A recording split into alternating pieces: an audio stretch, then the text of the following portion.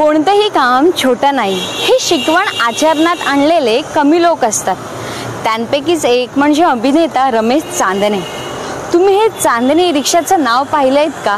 त्यामुळे या रिक्षा चालवत असलेल्या व्यक्तीची काय स्पेशालिटी आहे आणि मुळात या व्यक्तीत दडलेल्या बऱ्याच गोष्टी आज आपण येथे उलगणार आहोत. विचारायचंय की एकीकडे तुम्ही तुमच्या अभिनयाने प्रेक्षकांचे मन जिंकता आणि दुसरीकडे तुम्ही तुमच्या प्रवासांना त्यांच्या इच्छित स्थळी पोहोचवता.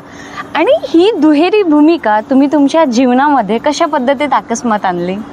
ॲक्च्युली दुहेरी भूमिका हा आपल्याला असं वाटतं दुहेरी भूमिका, पण मला वाटतं हे सगळ्यांच्या लाईफमध्ये सेम आहे. समजा शाळा कॉलेजपासून ॲक्टिंग करत होतो, पण ते करिअर आहे का प्रोफेशन आहे हे कळेपर्यंत ते कुठेतरी चालूही झालेलं होतं.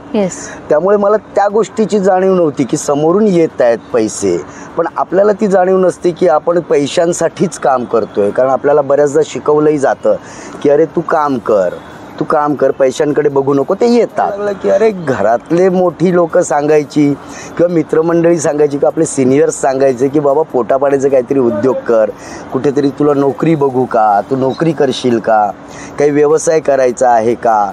तर त्यावेळेस ह्या गोष्टी फार मनावर घेतल्याच नव्हत्या, कारण कळतच नव्हतं. पैसा तर आपोआप येतच होता, त्यामुळे पैसा आवश्यक आहे हेही कळत नव्हतं.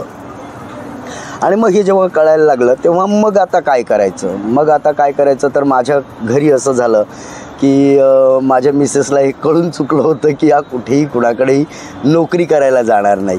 कारण हा गेला नोकरी शोधायला करायला तर या अर्ध्या दिवसातून घरी येतो किंवा काही कारणच देतो किंवा सांगतोच अरे उद्या माझं शूटिंग आहे, मी आज नाही जाऊ शकणार. अशा सगळ्या गोष्टी तिला माहीत असल्यामुळे तिने एक फ्लेक्झिबल धंदा व्यवसाय असावा ह्या दृष्टीने माझ्या बायकोनेच मला रिक्षा सजेस्ट केला आहे. आणि फार मोठी लोक मोठे डायलॉगही मारतात की कोई धंदा छोटा बडा नाही होता है, पण विचार करून बघा आणि खरंच मनातून विचार करा किती कुणाला काय वाटतं. डोळे वटारतात, मी वडापाव विकणार, मी रिक्षा चालवणार, हे आहे वस्तुस्थिती. हे $2 रुपये कमवण्यासाठी करतो. अगदी मोठ्या सुपरस्टार्स लोकांचे हॉटेल्स आहेत, मोठ्या इंडस्ट्रीज आहेत, काही नाही तर खेळ वगैरे प्रकार ते लोक करतातच, बरोबर. गारमेंटची दुकानं आहेत. जर सुपरस्टार्स लोकांचं आहे तर आम्ही कुठे लागतो? मग आपल्याला पोटापाण्यासाठी पहिले करायचं आहे आणि मग अभिनय किंवा अभिनय चालू असताना हे.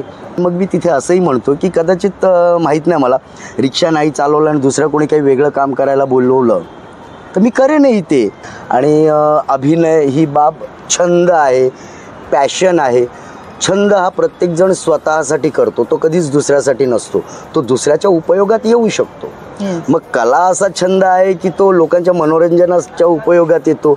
लोकांना विरंगुळा हवा असतो, त्यामधून त्यांचं प्रबोधनही होत असतं. आजवर तुम्ही बरेच हिंदी चित्रपट, मराठी चित्रपट जसे की रेगे, जत्रा, ठाकरे, तेरे बिन लादेन, परत मराठी म्हणजे मालिका म्हणायला गेलं तर विठू माऊली, गणपती बाप्पा मोरया, जय मल्हार, वहिनी साहेब, म्हणजे असे बरेच आहेत ज्या तुम्ही कॅरेक्टर छान निभावलेले आहेत. आणि या सगळ्यांमध्ये तुम्हाला मनात रुजलेले आणि आवडलेलं असं चॅलेंजिंग कॅरेक्टर कोणतं होतं?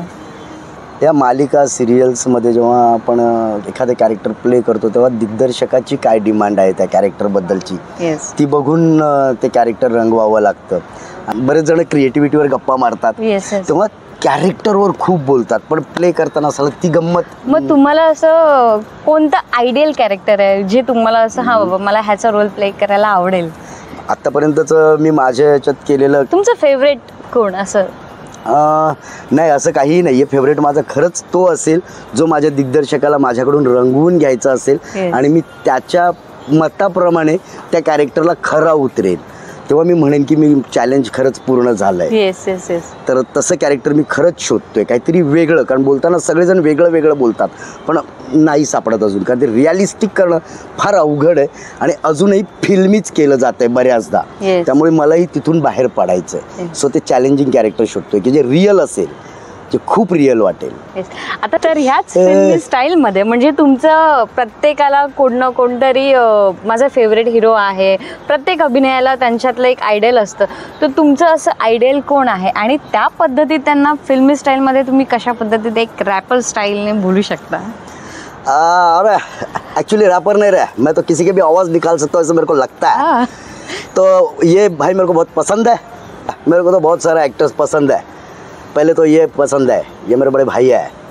अच्छा, मला मिथुन चक्रवर्ती फार आवडतात, अनिल कपूर आवडतात, निळू फुले ग्रेट ॲक्टर. मला इरफान खान साहेब आवडतात, काय ग्रेट ॲक्टर होता. त्यानंतर बलराज साहनी सर, असे खूप सारे नट आहेत की जे ऑलरेडी रिअलिस्टिक करूनही गेलेत किंवा करतातही. धन्यवाद सर. न्यूज 18 लोकलच्या माध्यमातून आज तुमच्याशी आम्हाला संवाद साधता आला आणि यापुढील तुमच्या पुढील जे पण काही नवीन अपकमिंग प्रोजेक्ट्स आहेत त्यासाठी तुम्हाला खूप खूप शुभेच्छा. Thank you thank you thank you.